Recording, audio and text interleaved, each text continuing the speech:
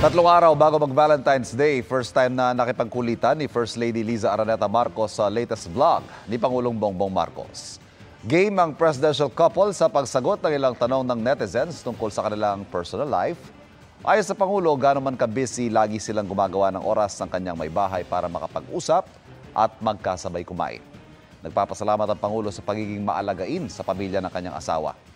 Ang First Lady naman pinuri ang kanyang asawa sa pagiging mabait at mapagmahal sa bansa. Paya rin nila sa mga magsing-irog.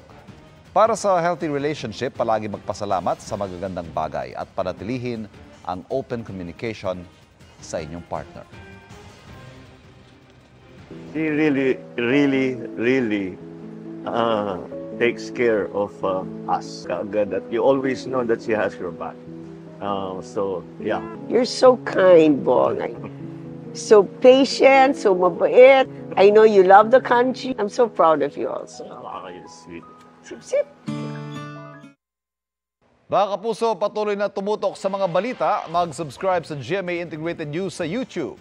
Sa mga kapuso abroad, samahan nyo kami sa GMA Pinoy TV at www.gmanews.tv.